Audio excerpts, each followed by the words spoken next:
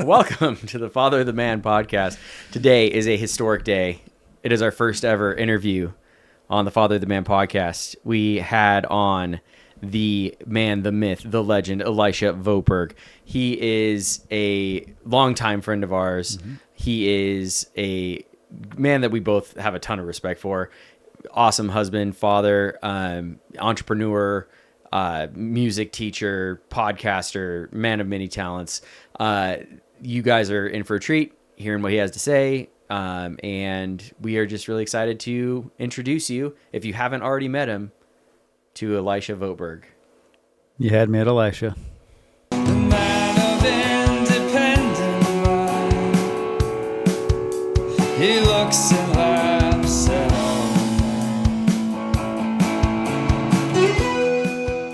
Welcome back to the Father of the Man podcast. I am one of the hosts, Derrick. I'm the other host, Wade Johnson, and we have today our very first mystery guest. What's your name, sir?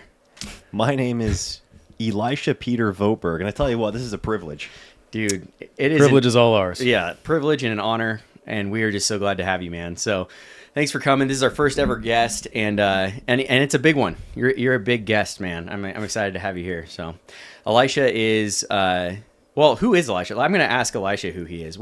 Who are you, man? What's your deal? Why are you here? What's going on? Sure. So as far as some kind of baseline statistics. Yeah, that's what we're looking for. Looking at the stat sheet. That's it. I am married to my beautiful wife, Katie. Dude, congratulations. Good work. Thank you. Yeah, we've got 6 children. We live in North Idaho, very close to where we're recording right now.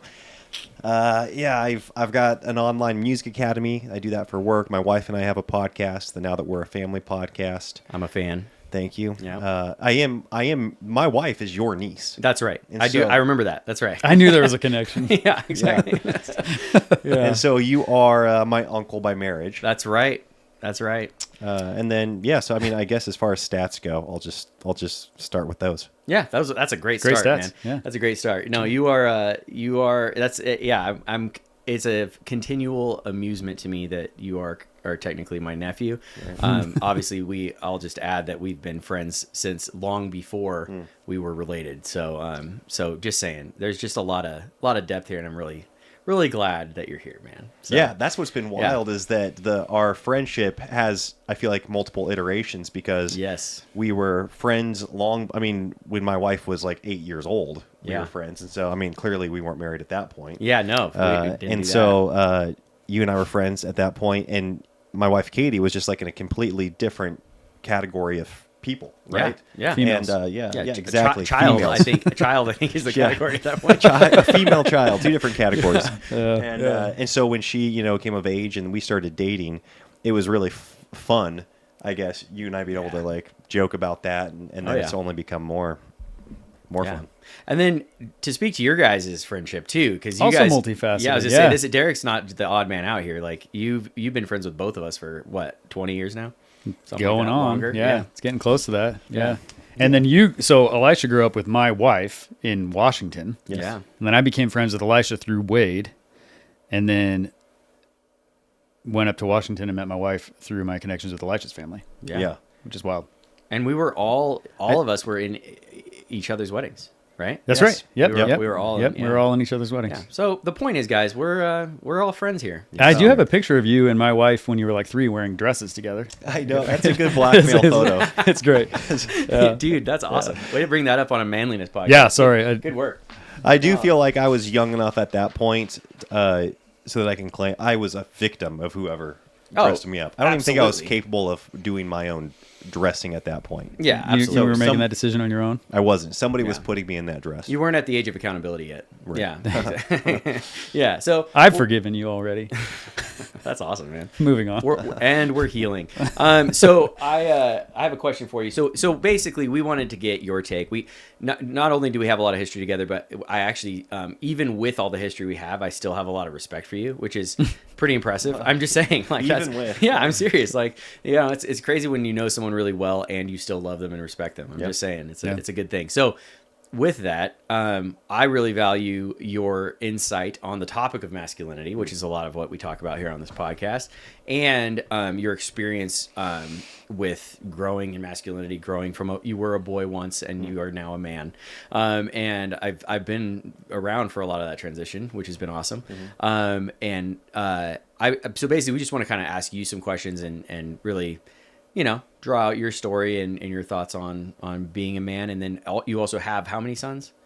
5 sons. 5 sons. So you've got a lot of mentoring to do in this topic as well. So, so just to start with, just to get really, psychoanalytical with it, how was your relationship with your father growing up? But basically, we want to explore like what was your relationship like with your father, and kind of, this is a bit, go wherever you want with this, but what are some ways you feel like that's shaped your life so far and in your growth into manhood? How did that all go? Yeah. How'd it go? Yeah. Crazy grateful for the father that I have. I mean, we've all heard it said that your father is the most influential person in your life, whether or not he chooses to be or not be, right? Like just by that position, whether you abdicate the responsibilities that come with it, you're still being the most influential person in your son's life, right? Yeah. By your absence or by your presence. And I feel crazy blessed that I not only have a father that's a man of God, a man of integrity, somebody that's spoken of in the gates, of the community. That Psalm, is that Psalm 127? What is that? I'm gonna go with whatever you say. Yeah, it's on that. I think it's 114. No, actually, you know who I'm thinking of? I'm thinking of the Proverbs 31 husband. That's what I'm thinking. Yeah. He's known in the gates. Yeah. He's known in the gates. Yeah. I was kind of getting some verses crossed there. I was close. But he is that man, and I feel like it was ideal in the sense that I loved and respected my dad growing up, and I enjoyed my relationship with him. Yeah. But I think it's only my respect for him and admiration for him has only grown as I've become a man, and then I'm a father. Because I would say that there's probably sons that maybe enjoy their childhood with their father, but it's a lot more of a casual kind of carefree, maybe friendship.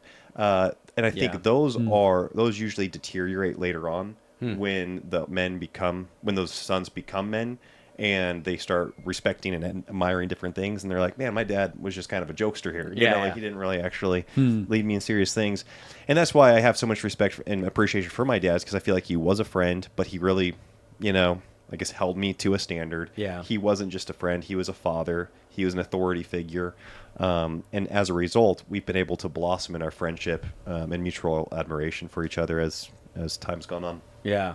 Yeah, that's awesome. No, and I asked that question, largely for the benefit of our audience and for myself, but I knew that answer already a little bit. Yeah. But I'll just say, because like knowing your father, he was known in the gates in my life, if you will, and he was something of a mentor for me too, and so that's one of the reasons why I'm excited to have you on here. Not only because I have respect for you, but because I have respect for your father and the work that he's done with you and your siblings, and it's just really cool to see that legacy handed on. What are some things that you remember, I guess, like just on a practical level, like doing with your father, like on a day to day, like what was like a day being with your dad like, I guess? That's a good question, because I don't think he did many of the things that I would have considered to be the if there is a stereotype, whatever was in my imagination for what an involved father was, I don't think that was my dad, in the sense that he wasn't taking us hunting, he wasn't taking us fishing, he wasn't taking us to baseball games, or working on our curveball with us in the backyard. He was very present, but it was far more in the role of reading the Bible to us on a daily basis. I mean, he was working, right? So he was a logger, and he would be in the woods at daybreak. So in the summer, we'd be up. Or I guess in the winter we'd be up early, because daybreak. No, in the summer we'd be up early because the daybreak came earlier. Are you guys tracking here? I got you. So when did you wake up? Yeah. Like what was your bedtime? Yeah. That's the real question. Yeah, well, that's what I was getting to, is that my dad in the summer, when he'd have to be in the woods early, would get us all up early, and that would be our family Bible time. Which is at awesome. like 5 a.m. I guess is what I was getting to. Which speaks to this an incredible level of commitment and intentionality with that, because that is like a great excuse not to do that. Of like, I have to get up and go to work. I'm not going to make like the fact that he made time for that and made the whole family around that. That's huge. Was that something that you remembered all throughout your childhood, or did it start at a certain time, or was it just? Yeah, it goes back to my earliest memories, and I know it wasn't 100% of the time because my dad said that. It's like Sure. what I have cemented in my memory is like, Yeah. dude, you did this all the time. And he's like, no, I just mostly did it, you know. And I think that's actually really encouraging. Yeah, it is very encouraging. Thank God you said that. Yeah, Because I think it is bizarre how, you know, obviously we strive for batting 1,000 or, you know, hitting 7 mornings a week for our family Bible time or whatever it may be. Sure. Yeah.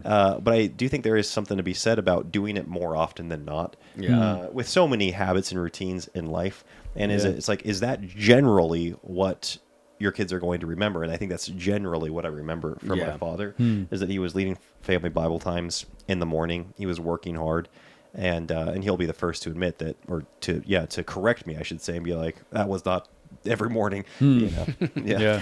Yeah, no, that's super encouraging because, and that's a studied thing, and it's definitely in my experience, like what the impressions that things make on you when you're a kid can kind of like you make a bigger deal out of things as a kid, and they stick in your mind more, and I think that's a gift, especially for the positive I things. agree. Yes. Right? So Yeah. yeah, that's awesome. Do you want to ask a question? I do want to ask you a question. We have him here. Might as well. So your dad, obviously, his influence on your masculinity and your development. Other than him, what other persons have you known, or do you know actively that have been contributing to that for you? Yeah, well, my grandfathers were both my mom's father and then my dad's father were a big part of my life, and both of them in different ways. I think there were attributes that I appreciate about both of them that are different from each other. My dad's dad was a lot more of, I would consider I'm saying stereotypical, just because I can say that word.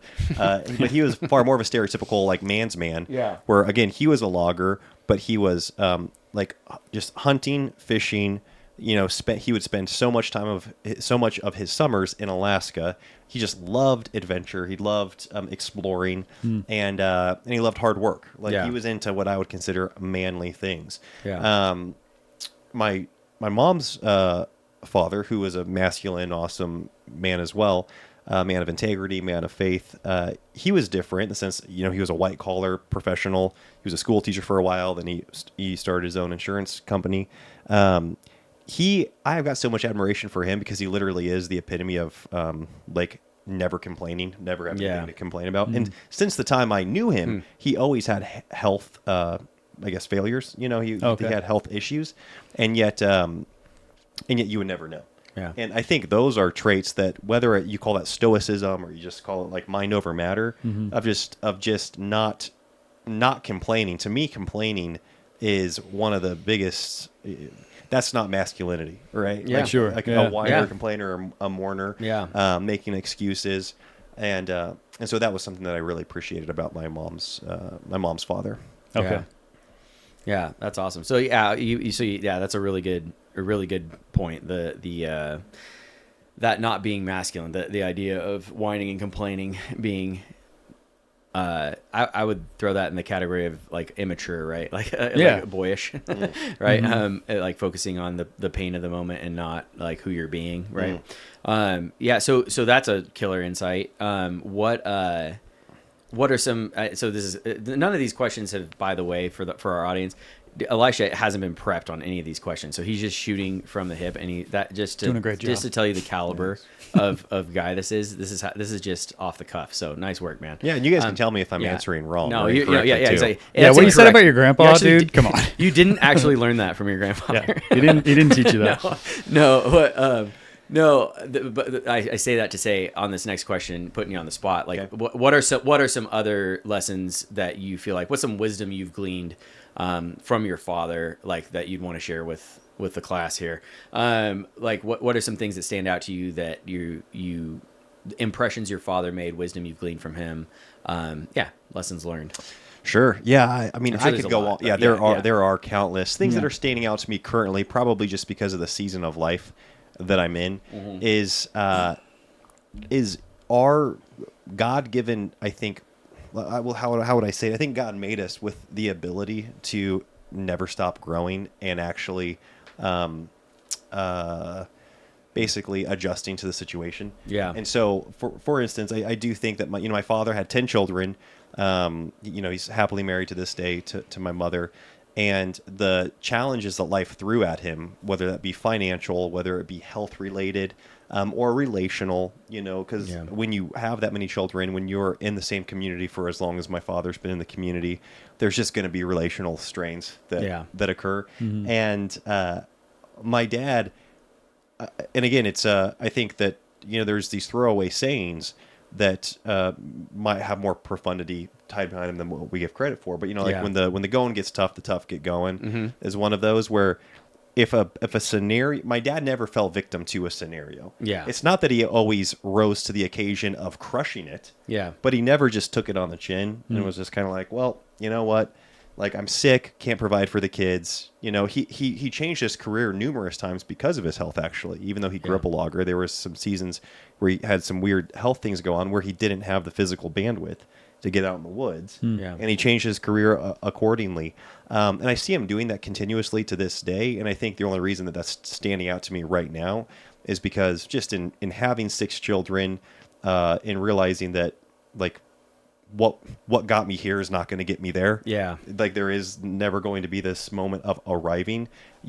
My dad really exemplified continuous growth and learning and adjusting and adapting. And that came from true belief that he was responsible for his wife and for his children. And so, it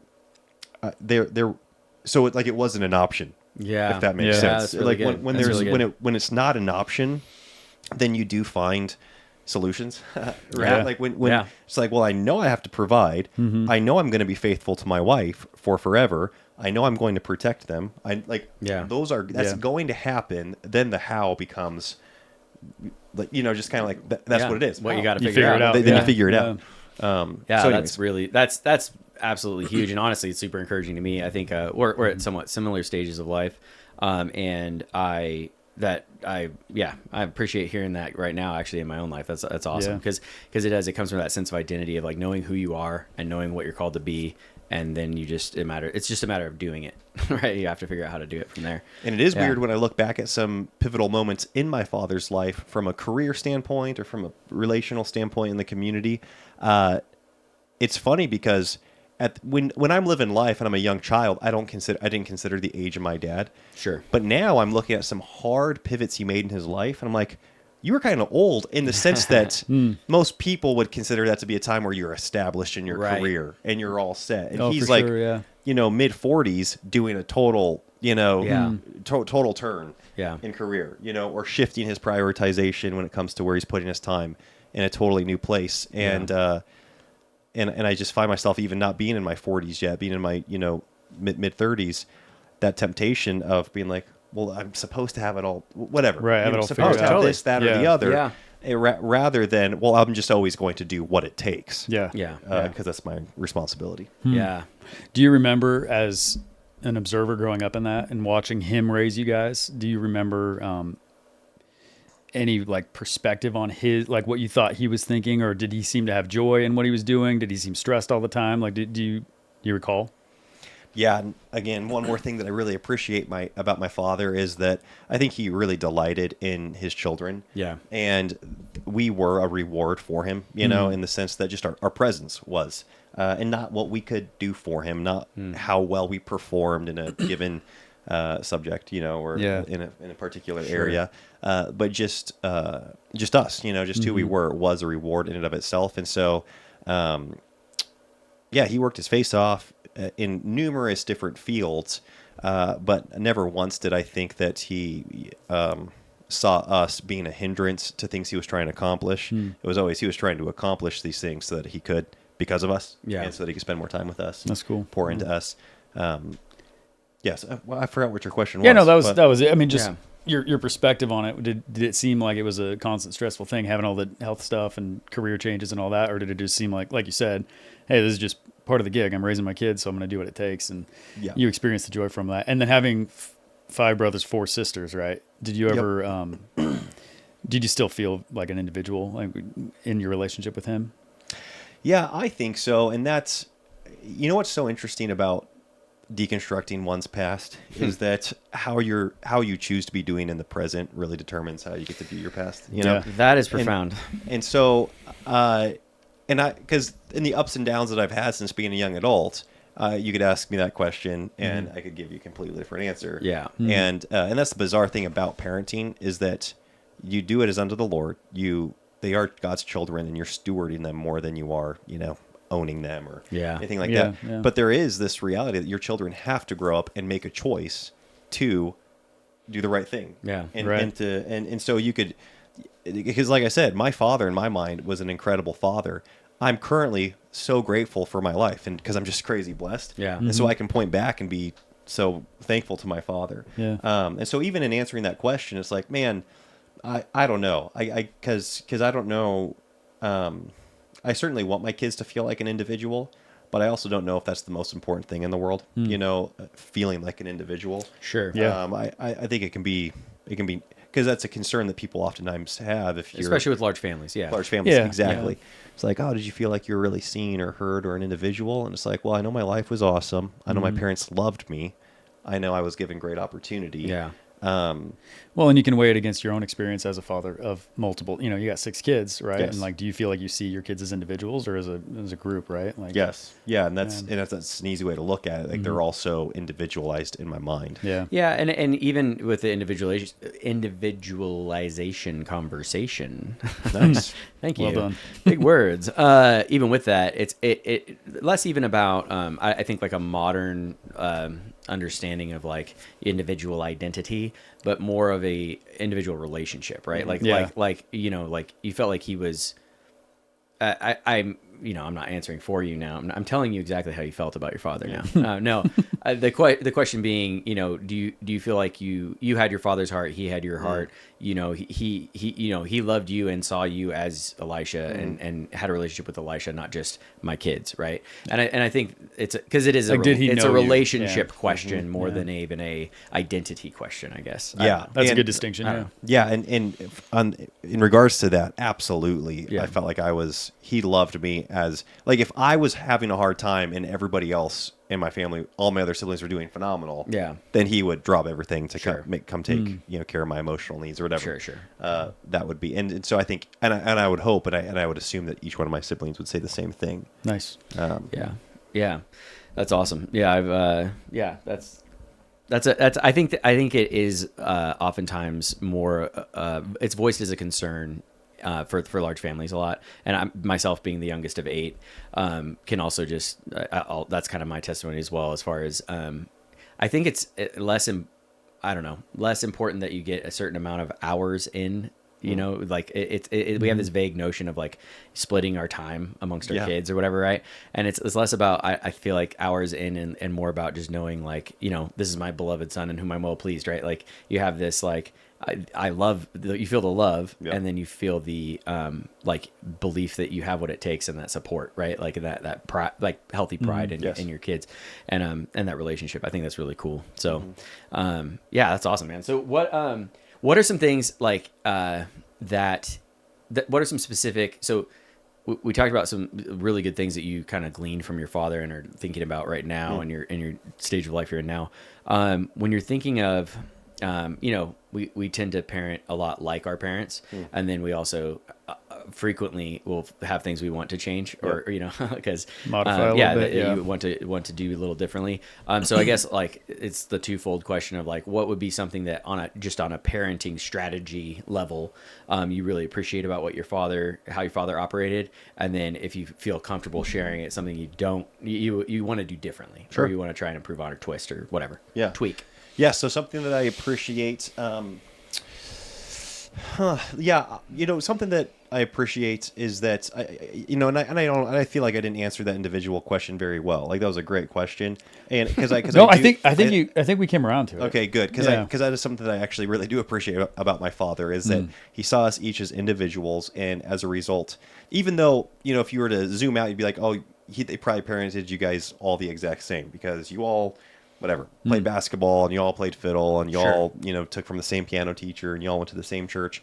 And so there Sure. were some common traits. We're in the same family for crying Yeah, out loud. exactly. so. There was there was a family culture, Yeah. but within that family culture, I think he was extremely in tune to how he would advise each one of our kids based off of our propensities or maybe what he would see as our God-given bents. sure. And you can even see that from a career standpoint with me and my 5 brothers. The Yeah. diversity in us 6 boys and what we're doing and for our careers is, I think, Yeah. largely in part because my father saw he pointed us in different directions because of some of our inclinations. Totally. And so I really appreciate that about my dad, and that requires time and emotional bandwidth to see the giftings in each one of your children. Right. And it requires you not viewing success in a very narrow way. Sure. Yeah. Yeah. Absolutely. That's a good point. And so I'm grateful for that.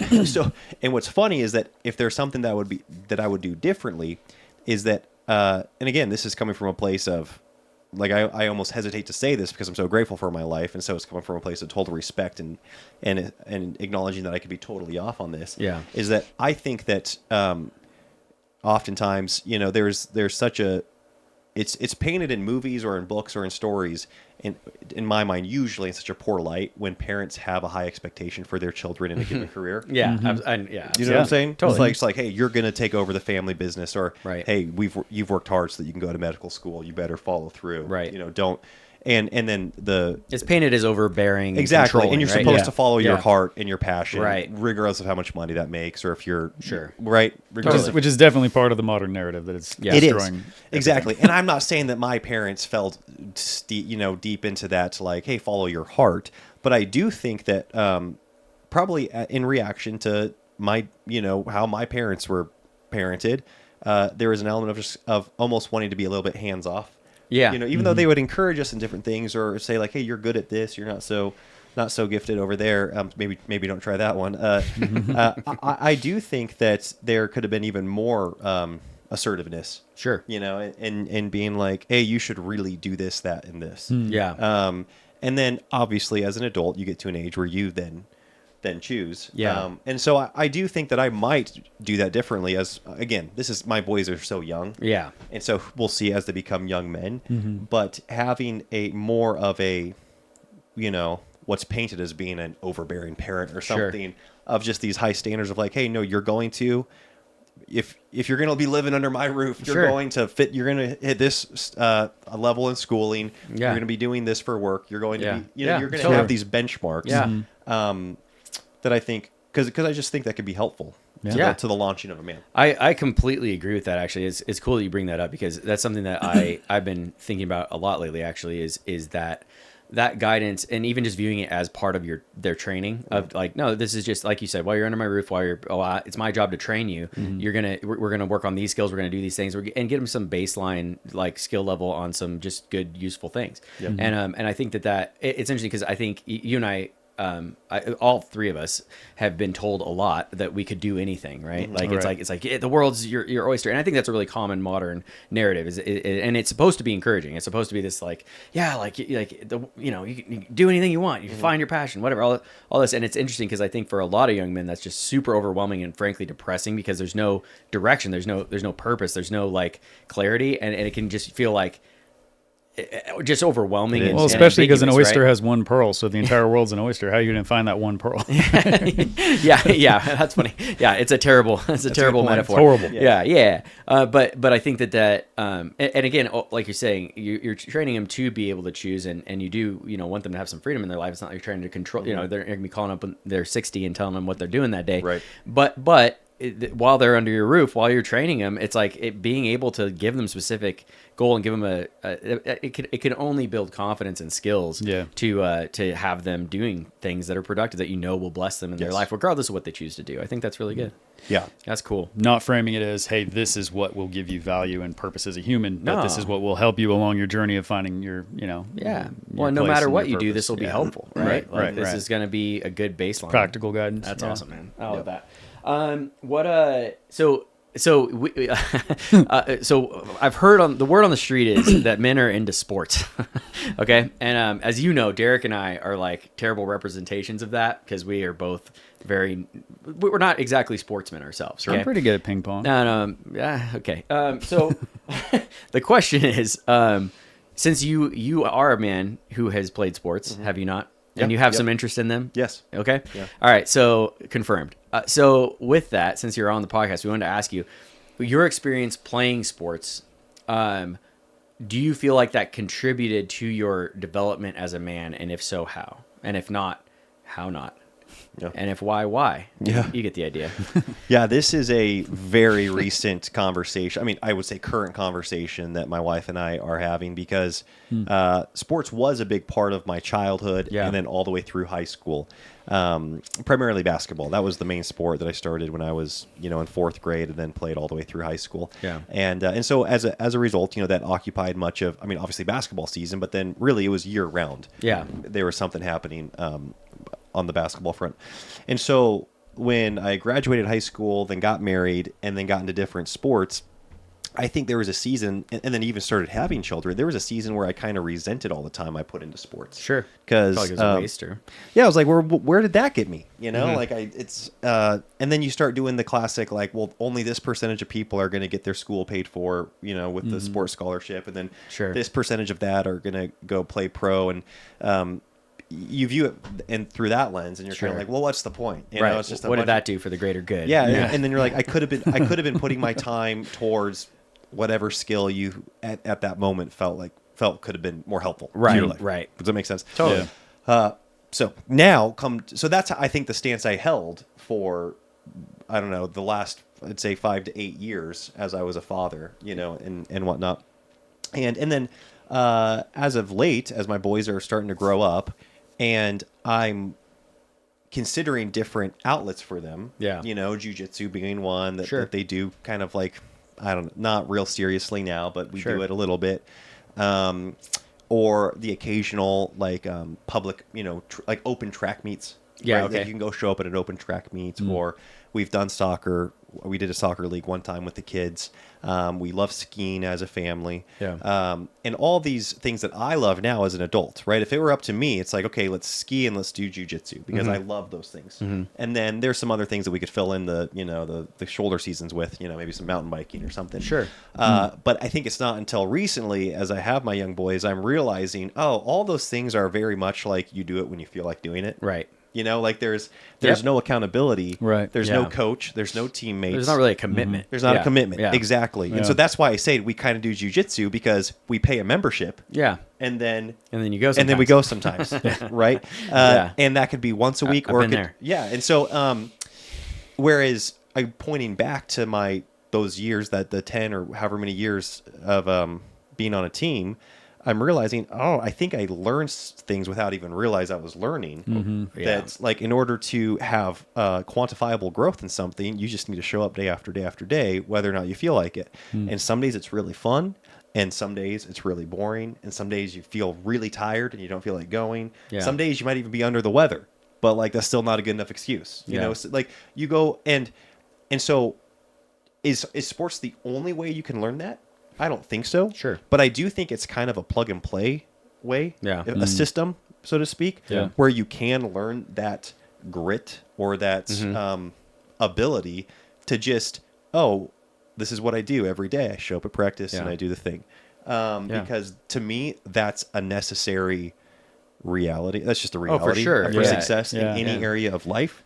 And the other sports that I see now that I get to enjoy as an adult, that I already mentioned, skiing, mountain biking, jiu-jitsu, are very much lifestyle sports. Right. Right? Where you just kind of do it as it fits for your schedule. It's a totally different thing. Yeah, right? exactly. Yeah. And so so I do think I benefited a lot from playing on a team. How is that going to look for my children? I still don't know yet. I'm not making any promises because things that I do want are weekends at home with my family. Right. Just from like a selfish standpoint. And most, summer, especially summer leagues and all that's just weekends, and it's tons of traveling but it's really hard, I think, to play at the varsity level in high school this day and age if you're not committed year round. Totally. Right? Because it's gotten so competitive and so specialized Yeah. at a young age. And so if I could find a small school where, if my kids, if I'm able to work with them enough during the off season, they could go, Sure. and they don't even have to play, on the varsity level, but if you're gonna do it, you kind of want to Yeah, do it. you want- Yeah, exactly. you don't want to Well, just be. yeah. so that's like a non-answer. I mean, the Yeah. answer is like, it's an ongoing conversation. Yeah, and absolutely. I think that there well, are, I think you spoke to the question. Well, I think, really yeah, well. and then like the whole team element versus individual sports, like that makes sense, right? Like the practical application to being accountable to a unit of Right. people, right? That's what we are now. We're Yeah. accountable to these units, these little teammates that we have. Like, Yes. So that's kind of that's a cool perspective on it. Sort of that wax on, wax off. Like, what is the purpose of doing wax in Right. this car for you, man? And then you realize, oh, there's a bigger thing to it. Yes, like, exactly. Like, but that totally makes sense. That because my tendency is to be like more individual sports. Like, I go. We'll do this because it's easy, and exactly, lack of accountability to a team, but I can see the benefit for sure. Yeah, I think there's definitely benefit. I think it's an interesting lifestyle question because even morphing into like should now we're kind of like going into like should families do sports or whatever. But to continue that thread, I think a big question is, do you have capacity for it in your life? Because I think especially if you're working full time plus involved in the church, also doing sports, it's kind of like what is it the most important thing and how does it fit, I guess, is kind of the big question. Because I think whether or not it's a benefit, I think it absolutely, especially when approached with a good mentality, I think it for sure there's obvious objective benefits, right, you could point to. It's just a matter of like, are those benefits you want to be training on exactly right now? Does that fit with everything else you're trying to teach? and does it offset the cost? Right. The real Yeah. cost? Well, that's- absolutely. yeah. The real cost. It costs financially, and I know what you're referring to too, as far as just like time. Like what else you're sacrificing to? What are you sacrificing to do it? You know. Yeah. But yeah, no, it's an interesting conversation. But I think I'm encouraged because I've seen in your life, I've seen the fruit of the discipline in your life. Like that's one thing I look up to you in is your consistency. Your and I know it's not. I know you well enough to know I don't think that's coming from personality. I think that's coming from training, right? so I see that coming from a choice that you've made to show up, and so to hear you reference sports as part of that training, I'll just second that. Like I think that did serve you well. Sure. Like, Yeah. it seems to have been a good thing. Well, that's cool. Do you want to ask a question? I do. It's want to fun, ask dude. A question. He just answers so well. It's just great. Try it. Well, what do you think about books? No, are there some nonfiction books that have impacted you in your just developing as a father and as a man?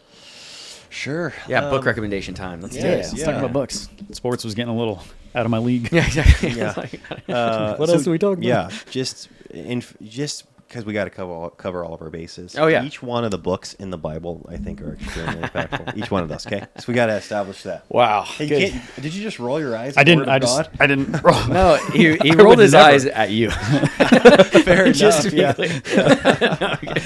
No, that is the that is a correct good point, answer. We dude. agree. We agree. Yeah, I do enjoy both fiction and nonfiction. Yeah.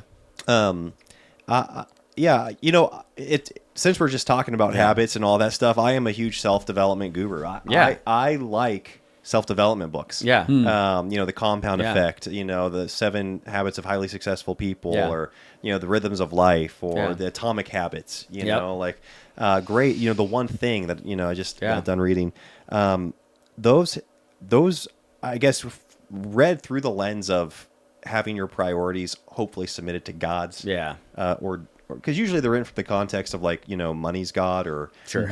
success in your career is God. Yeah. And so you have to realize that. Yeah. And then say, no, I'm going to serve the Lord, but my family, the household, because all the habits and all of the routines that bring success in a company Yeah. or in a business, really bring a lot of success in a home. Yeah. You know, a lot. just It's in a amazing life. how much transfers. Yeah. Right. Yeah. It's almost by design.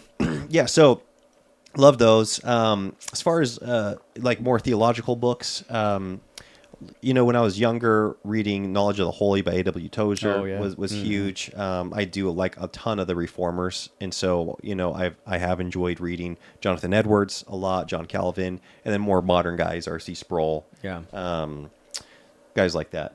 Yeah. Yeah. Nice.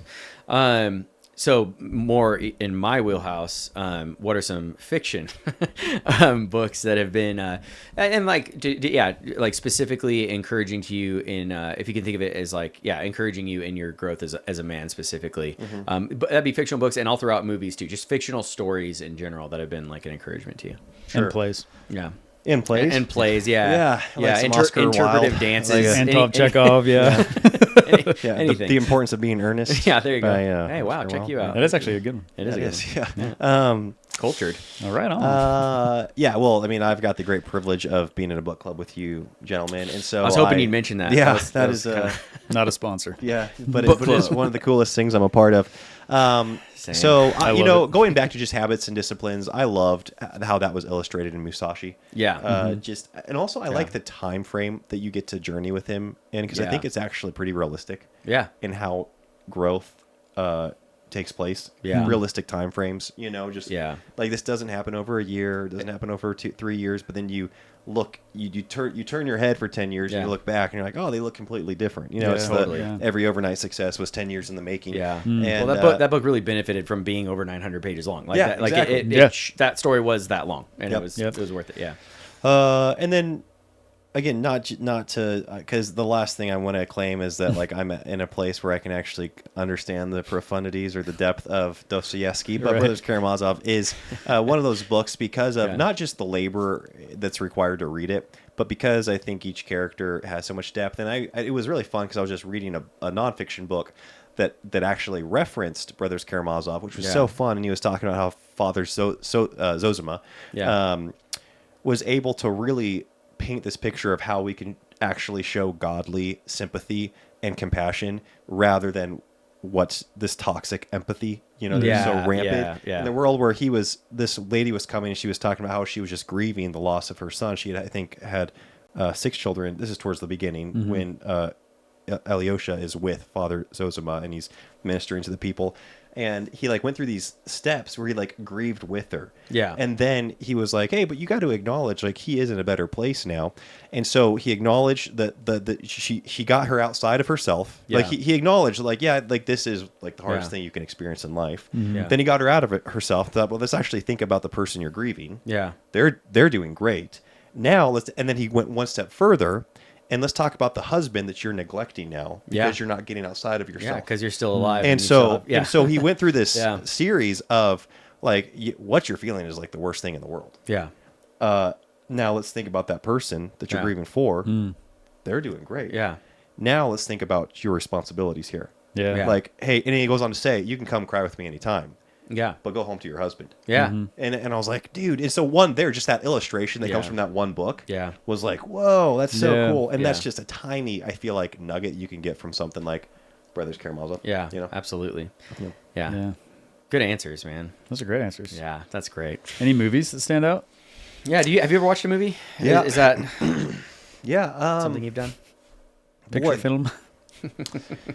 Yeah, I mean, yeah, that's a good question. Yeah, I will say, like, just from a fun standpoint, Sure. Yeah, That Thing You Do was like my family's favorite movie growing up. We loved Yeah. that. I movie. forgot. I forgot about that. That thing you Loved do. that movie. That is. I think that's a tragically underappreciated movie. That is a good one. It is. I do think that those movies that get depicted as being like manly movies, a lot of them really is for a good reason. Yeah. As far as like Braveheart, Sure. Gladiator, Yeah. those I do think can inspire within the heart of a man. Yeah.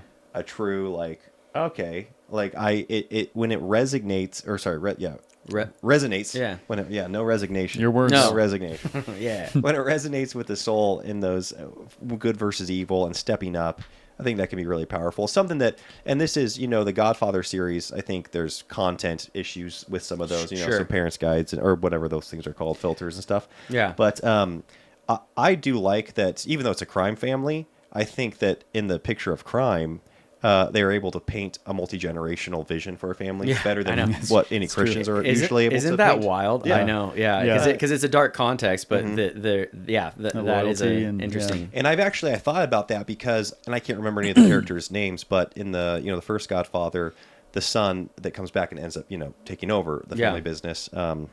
again, if you know the names, you can say the names probably of these Luigi. people. But Yeah. I really like. It stood out to me that the son that was not able to take over the family business, that even was the older brother, he never left and established himself. He stayed in the family Sonny. business. Yeah, Sonny. Yeah. Sonny was the older brother that didn't leave.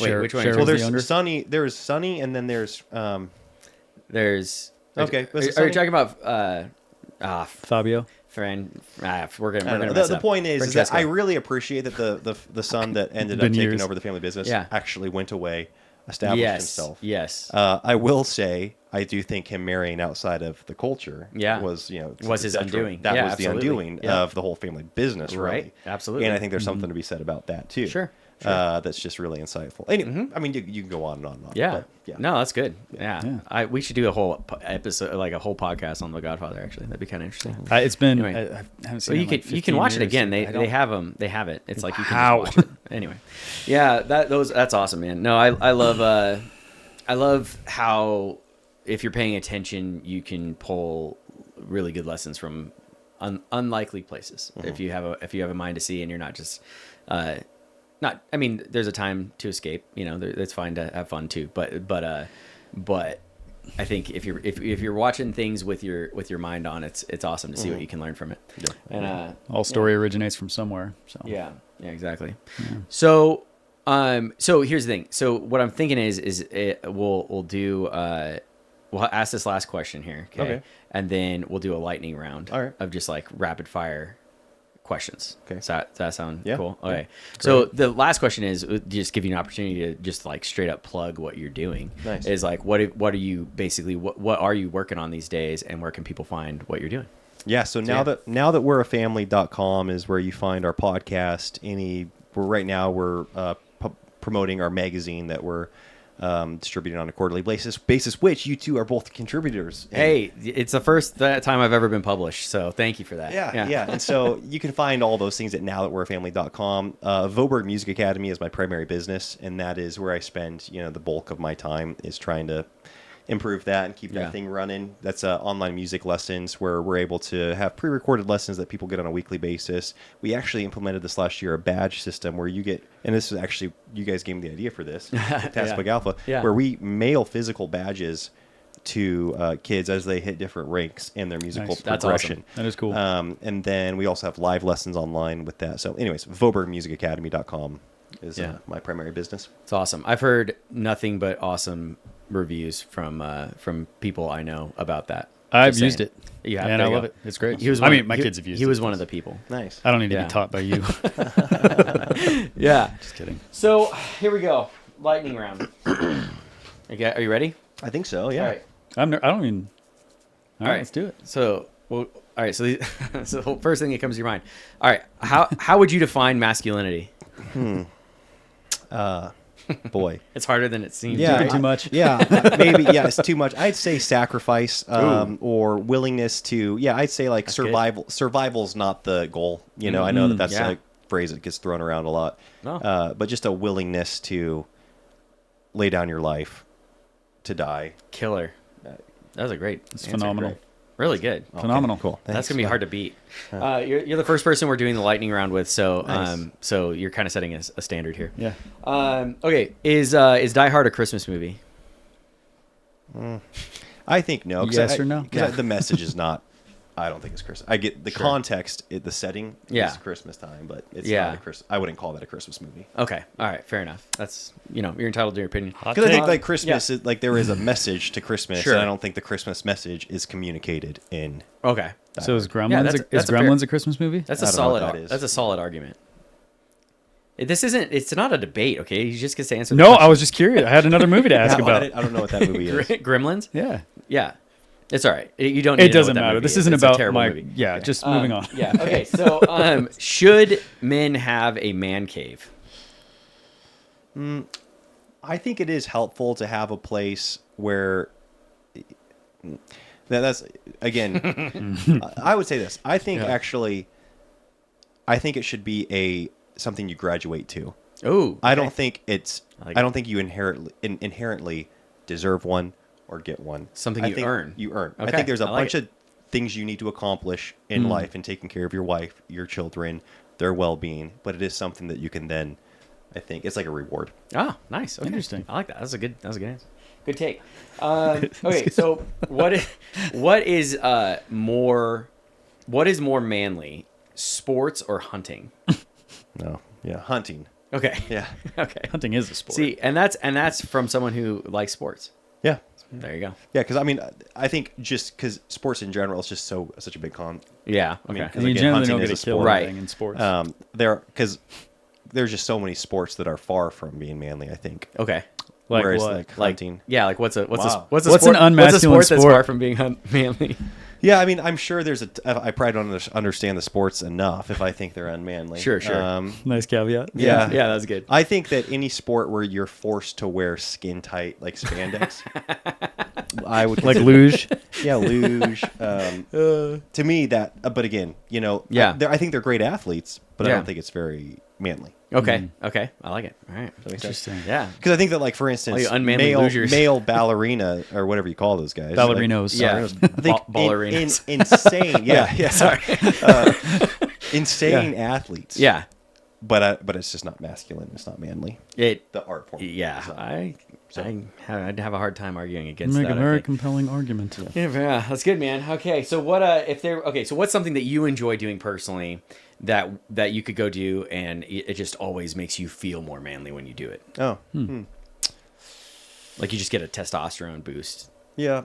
I'd say the two things that come to mind are probably, this is all so cliche, but there's some, profundity oft rests on the shoulders of the obvious. I've heard that. Yeah, Yeah, I've learned that from that's you. a good quote. Solid. And so these are cliche things, but it's splitting firewood and grappling. I feel like Ooh, those two things. Good answers. Just Yeah, splitting firewood's a good one because you don't it doesn't necessarily require a lot of skill. Like you don't have to be good at it to feel good when you Yeah. do it. You know what I mean? Yeah. Yeah, that's good. All right, man. Yeah, that's good. That's pretty good. All right. Well, I think that's all we have for the lightning round right now. I think we're gonna probably develop it out and Bonus get question. even more lightning. Nice. But bonus question. If you could choose one mammal to go extinct, what would it be? Oh yeah. Boy. Here we go. I don't think I would never want to have to make that choice. Oh yeah, that's good. Yeah, it's just, I want to abdicate that because it's not my Horses. responsibility. What? I'm just kidding. What is your problem? Yeah, honestly, yeah. Well, I mean, If you had to, like gun to your head, you have to Oh, have man. to kill an entire species of animals. It's a tough question, man. yeah, that a lot of is, animal lovers out 'cause there. There are, and yeah, I guess I don't know the full utility of a lot of animals. Yeah, me And so neither. just living up here with modern, like for instance, horses, you're like, oh, that's a crazy valuable Yeah. Oh, they're I've, beautiful. I love them. Yeah. animal if you don't have a car or if you're going backcountry and stuff like that. Or even just for enjoyment. Yeah, like Yeah, I think people enjoy them. I think of like rats probably would be a good candidate. Yeah, I don't like rats, so yeah, I'd probably choose Spread that disease. Yeah, forget rats, man. Yeah. one. Yeah. They are the worst because they make themselves so domestic. Like they like gravitate towards. They're always like cooking in restaurants by pulling people's hair and stuff. Exactly. Yeah. Well, I Exactly. feel like they're presumptuous, They are. like they kind of feel Yeah. like they belong in places they Exactly. don't. Yeah. Exactly. It's like Yes. I didn't invite you, The rats in Thailand are literally the size of cats. They're terrifying. Wow. Yikes. Disgusting. That's a scary story, man. Thanks, man. Yeah. Well, Elisha, thank you so much for coming Oh, on my here. pleasure, Appreciate the man. insight. Appreciate your time. Anything else you want to just say to mankind before you leave? Or I mean, I don't. That's just too much pressure, honestly. yeah. Well, there's there's at least 5 people that are going to watch this. So to those 5, Here's 2 of them. to the other 3. well, I will say this: I am beyond grateful for the friendship I get to enjoy with both of you men. Thanks, man. man. I Likewise. do. Yeah, I got to speak about my father. I got to speak about my grandfathers. But the friendship that I've had with you guys has been, I can't quantify how influential and beneficial it's been in my life, and so I'm grateful for that. And your guys is steadfast. And this is the thing. I think good friends are I've always heard it said like better friends are busy friends. But Sure. in other words, like they're going to be busy crushing life. Sure. And, Yeah. and I appreciate that you guys are steadfast in pursuing what the Lord has before you, and you're not that. That's a good trait. Yeah. That makes sense. Yeah. Like that's it's like you're about the Lord's work in your life, And so I appreciate Thanks, that. Yeah. That's a good Yeah, word. the feeling is mutual. Yeah, Big time. It's been there's a lot of blessing in having brothers in Christ, brothers in life to do life with. That, and we were kind of talking about this the other day, but the idea that you can have friends that can grow alongside you. That the amount of growth that I think we've seen in each other's lives, all of us, is pretty remarkable and pretty cool. And the fact that I appreciate, I'll just say personally, how much you've I guess allowed me to grow, if that makes sense. Yeah. Because I know, I mean, like, you knew me, what, 6 years before I was even saved, and before I even started seeking to be a good man at all. And to it's easy for people to keep people in a place in their mind, right? And to kind of like, all right, that's you build a story around that person, and that's who that person is. And so I think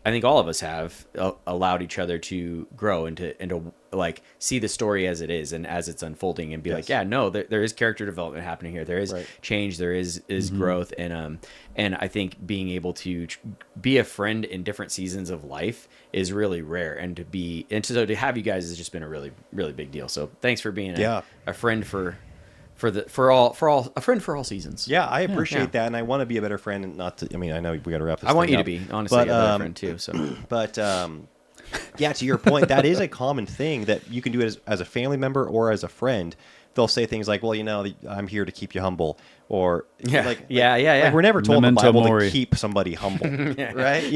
That's not Sure. like you shouldn't take pride, or I guess make a point to keep somebody humble. I'm here to drag you down. I'm here to drag you down. Right. I'm here to remind you. Yeah. And I think that oftentimes comes up with long-standing friendships. It's like, well, I remember when, that might, you might be able to convince those people, but I know who you really are. That's like every best man speech ever, right? Yeah. Exactly. Oh, dude. And it's and that can translate into different areas of life, and I appreciate that about you guys, because have you guys seen me do stupid things? Absolutely. Being immature? Absolutely. Definitely. And yet there is a reality that it's like, you're a different person now.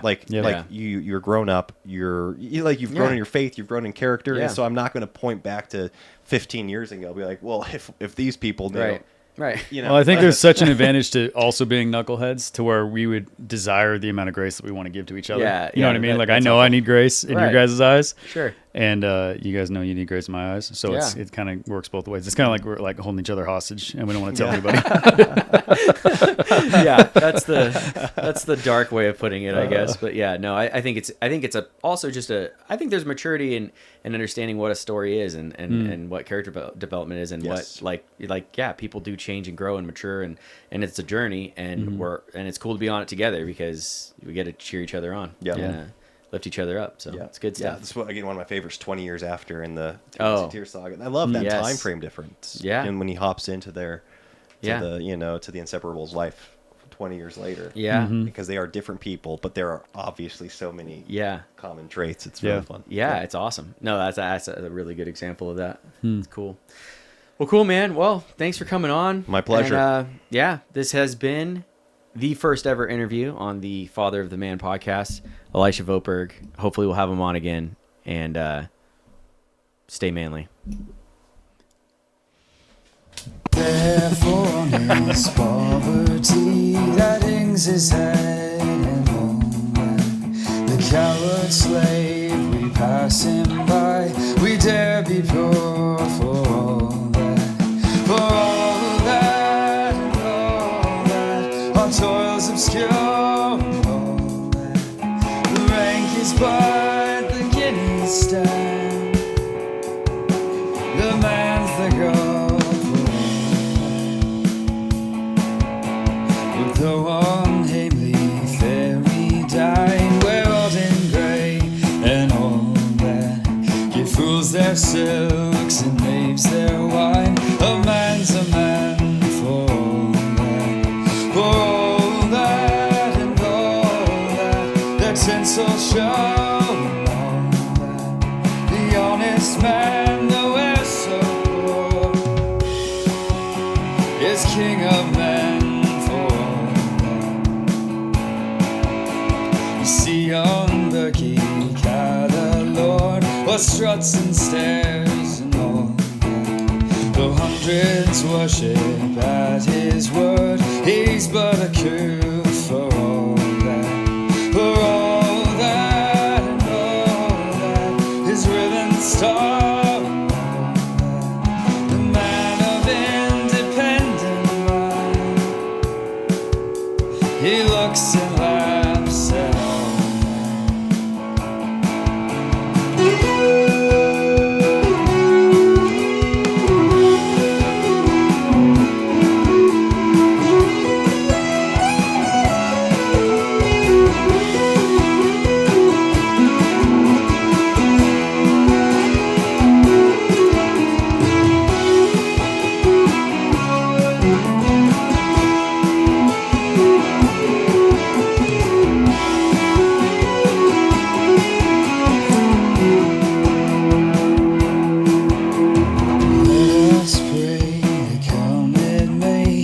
Come it will for all men. The sense and worth for all the earth shall bear